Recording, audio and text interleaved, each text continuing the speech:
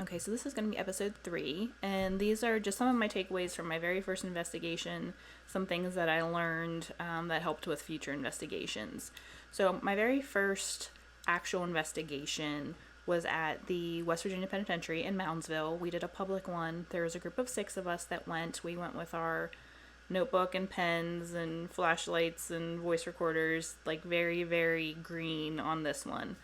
The first thing I learned is that whenever you are taking recordings, that you should say where exactly you are, what time, who's with you, those types of things, because I did not. I just started recording and I had this like 6 hour long recording where I'm just talking and I have no idea what part of the prison I'm at, what's going on, and I left it running in my pocket. So you hear us walking, you hear us talking, you hear the keychain on my bag jingling, all of these things. It was just honestly really painful to listen back to it later.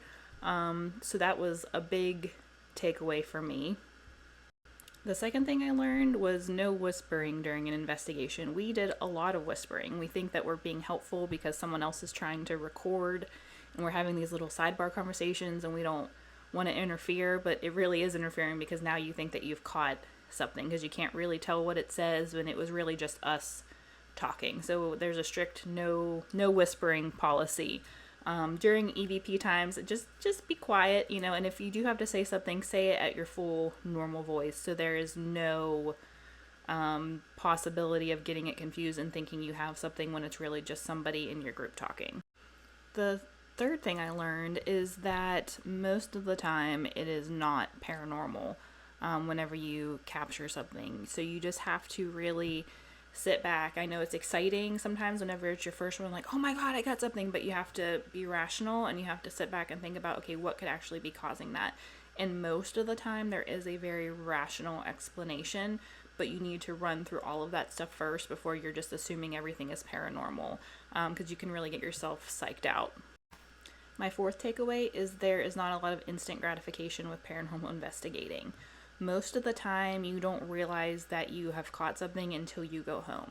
There are times where people experience something in the moment, doors slamming, they see a full body apparition, but that is not the majority of the time, to be completely honest with you.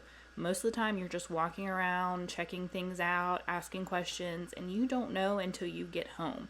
So most of the time you're leaving there with more questions than answers, and you're just like, well, I think it was a good night. I don't know. I mean, maybe we got some stuff, but you really don't know until you get home.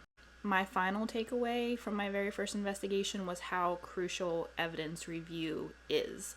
It takes a lot of time, it takes a lot of energy, a lot of caffeine in my case. You need to be well rested, you need to take breaks. It's very easy to just be staring and then you just kind of start thinking about other things and then you're possibly missing something important.